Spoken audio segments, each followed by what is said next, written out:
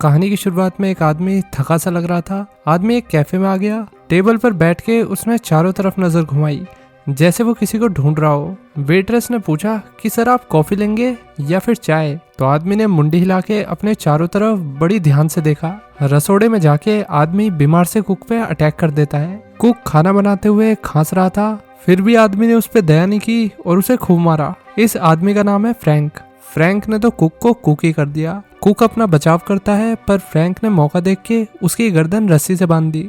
अब 1 साल पहले फ्रैंक बता रहा है कि हम एक दिन में कितने वर्ड्स बोलते हैं। मैन, वुमेन, लॉयर, सबका काउंट अलग होता है।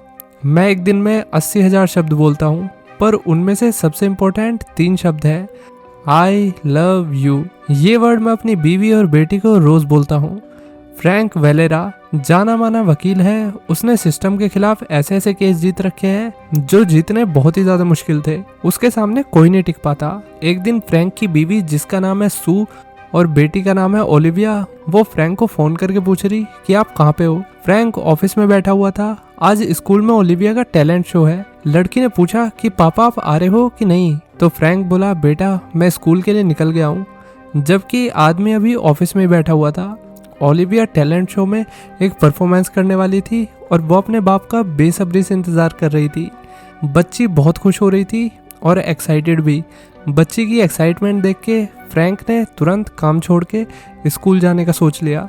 लेकिन जैसे ही फ्रैंक एलिवेटर के पास पहुंचा तो एक कलीग ने आके उसे रोक लिया। मुझे तुम्हारे साथ एक केस पे बात करनी है। अब शो शुरू हो गया और फ्रैंक पहले तो कलीग की बातों में फंस गया और फिर वो रास्ते में ट्रैफिक में फंस गया। फ्रैंक जब स्कूल आया तब तक शो खत्म हो चुका था और उसकी फैमिली भी वहाँ पे नहीं थी। फ्रैंक ने अब अपनी बीवी को कॉल किया। फ्रैंक अब घर आता है। आदमी अपनी बेटी के लिए सुंदर सा टेडी बियर लेकर जा रहा था। फ्रैंक बीवी और बेटी का वेट कर रहा था। उसे अपनी बेटी के गुस्से से डर लग रहा था। फोन पे फ्रैंक ने कई बार माफी मांगी कि सू घर जल्दी आ जाओ। थोड़ी देर में बहुत सारी पुलिस फ्रैंक के घर पे आ गई। फ्लैशलाइट देख के फ्रैंक बाहर आता है। अब फ्रैंक को क्राइम सीन पर ले जाया गया। आदमी सुन पड़ गया। उसके सामने 2 डेड बॉडी पड़ी हुई थी, वो भी एक दूसरे से लिपटी हुई। बॉडी सू और ओलिविया की थी। फ्रैंक पूरी तरह हिल गया। वो इधर उधर भागने लगा। ऑफिसर ने फ्रैंक को पकड़ते हुए उसे संभालने की कोशिश की। माँ बेटी का फ्यूनरल होता है।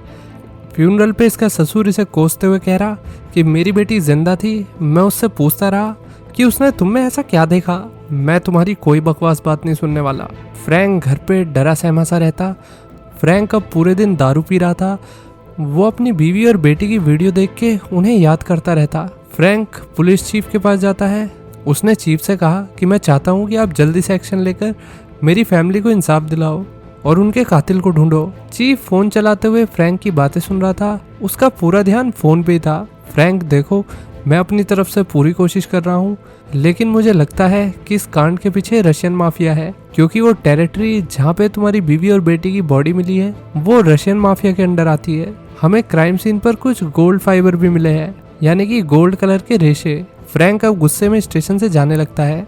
उसे ये तो पता लग गया कि पुलिस से इंसाफ की उम्मीद रखना ऐसा ही है जैसे भैंस के आगे बीन बजाना। गैलरी में उसे ऑफिसर स्टोर्ड मिला। उसने फ्रैंक की बात अच्छे से सुनी। फ्रैंक अब स्टेशन से निकल के बार में आकर पीने लगता है। बैक रूम में केज फाइट हो रही थी। बिना कुछ जाने देखे फ्रैंक ने चिल्लाना शुरू कर दिया। एक बंदा उससे चिढ़ के उस पर अटैक कर देता है। फ्रैंक घर आके टूटे हुए शीशे में अपना फेस देख रहा था और सोच रहा कि यही वो चीज़ है जिससे मैं अपना दुख दर्द भूल सकता हूँ। फ्रैंक अब बार में वापस जाकर बहुत मार खाता है। ऑफिस में कलीग ने फ्रैंक से कहा कि तुम कुछ दिन की छुट्टी ले लो और अपनी मेंटल हेल्थ का ध्यान रखो। असल में इस टाइम कोई भी फ्रैंक के साथ काम नहीं करना चाहता। फ्रैंक को भी काम नहीं करना, उसे अपनी फैमिली के किलर को ढूंढना है और उसे सजा देनी है। फ्रैंक फाइट में वापस आया। आदमी रोज केज फाइट में जाके मार खाता। एक दिन ऑफिसर स्टोर्ड को फाइट के बाद फ्रैंक जमीन पे घायल पड़ा मिलता है। उसने फ्रैंक की हेल्प की। दोनों ने साथ में बैठ के दारू पी। फ्रैंक ने कहा कि मैं अपनी बीवी और बेटी के कातिल को ढूंढ लूंगा और तुम मेरा पीछा कर रहे हो या मेरी हेल्प करना चाहते हो। लेकिन ऑफिसर ने कहा कि मुझे बस तुम्हारी चिंता है। फ्रैंक बार से अब जा रहा था। उसे बाहर एक लड़की दिखती है। एक आदमी लड़की के पास उसे लेने आया। फ्रैंक को कुछ गड़बड़ लगी तो उसने आदमी को मारना शुरू कर दिया। 2 गुंडे और आगे आ गए और लड़की ने चाकू फ्रैंक के पैर में घुसा दिया। दोनों बुक स्टोर में जाकर गिरे। अब फ्रैंक पुलिस के आने से पहले जैसे तैसे बच के भाग जाता है। फ्रैंक ने सोच लिया था कि मैं अपने आप को स्ट्रॉन्ग बनाऊंगा। उसने घर में जिम सेटअप की। फ्रैंक अब रोज ब्रूटल प्रैक्टिस करता था। उसने कराटे और जिजित्सु की क्लास भी लेना शुरू कर दिया। फ्रैंक अपनी ब्लैक कार लेकर क्राइम स्पॉट पर आ जाता है। उसने कार ब्रिज के पास पार्क कर दी। फ्रैंक ने सब जगह अच्छे से ढूंढा कि कहीं कुछ तो सुराग मिलेगा। चारों तरफ सन्नाटे में फ्रैंक को कुछ आवाज आई। आज से पहले कभी फ्रैंक को इस जगह ऐसी कोई आवाज नहीं आई थी। आवाज को सुनते हुए फ्रैंक आगे आ गया। आदमी एंटीना पर चढ़ गया और उसने ऊपर एक शैक देखा। शैक को देख के लग रहा था कि इधर कोई रहता है। फ्रैंक कार के पास वापस आया तो वहाँ पे 4 गुंडों ने फ्रैंक का रास्ता रोक लिया। उन्होंने कहा कि ये एरिया हमारा है, समझे? चलो कार की चाबी और अपना बटवा निकालो। एक गुंडे के पास डॉग था। उसने डॉग को फ्रैंक पर अटैक करने का इशारा किया। हालांकि डॉग उस पर अटैक नहीं करता और गुस्से में गुंडे डॉग को ही मारने लगे। अब फ्रैंक बटवा देने का नाटक करता है। एकदम से फ्रैंक ने कार की चाबी से गुंडों पे हमला कर दिया। फ्रैंक और गुंडों की लड़ाई हो रही थी और उसने सबको काफी धोया।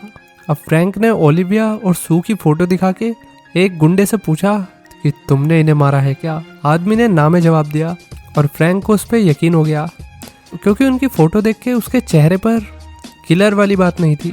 वो इस गैंगस्टर को बेहोश करके जा ही रहा था कि तभी दूसरे गैंगस्टर ने पीछे से फ्रैंक पर गोली चला दी और गोली फ्रैंक के पेट को छू के निकल गई। आदमी अब बेहोश हो जाता है।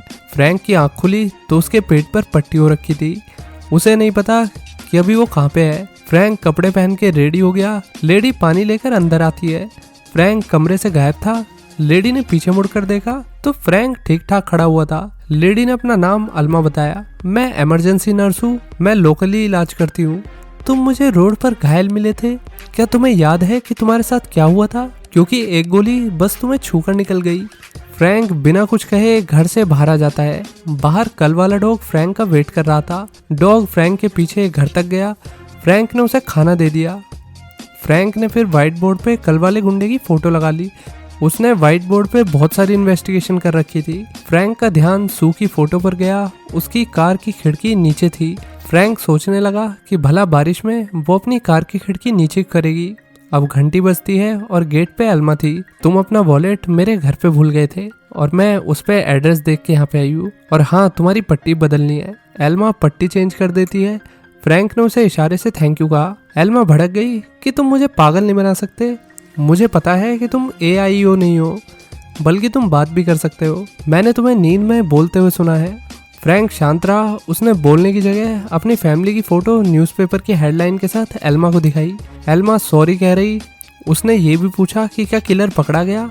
एल्मा ने फोटो देख के बताया कि मैं इस एरिया को अच्छे से जानती हूँ, अगर कुछ हेल्प चाहिए हो तो मुझे बताना। फ्रैंक ने अब डॉग के गले में पट्टा देखा तो उस पर TSA लिखा हुआ था, मतलब transportation security dog. Frank dog के साथ अब क्राइम सीन पर गया।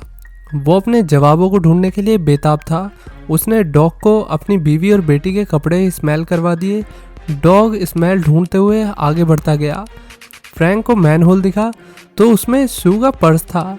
अब इस मैनहोल के पास एक शैक भी था तो फ्रैंक शैक में देखने आया कि यहाँ पे कौन रहता है। हो सकता है इसने क्राइम होते हुए देखा हो, पर शैक में कोई नहीं था। फ्रैंक रात तक आदमी के आने का वेट करता रहा। आदमी खांसता हुआ आया और फ्रैंक के आने से पहले उसने गाड़ी की आवाज़ सुन ली और वो वहाँ से भाग गया। इसके बाद फ्रैंक एल्मा के घर जाता है। एल्मा घर पे नहीं थी, एल्मा हॉस्पिटल में थी। उसके साथ एक ग्रुप वहाँ पे बदतमीजी कर रहे थे। तुम हमसे लिए पैसे देने से नहीं बच सकती, अपना उधार जल्दी से चुका दो। एल्मा ने मना किया कि मेरे पास अभी कुछ नहीं है। एक आदमी ने उसका मुंह भी पकड़ लिया।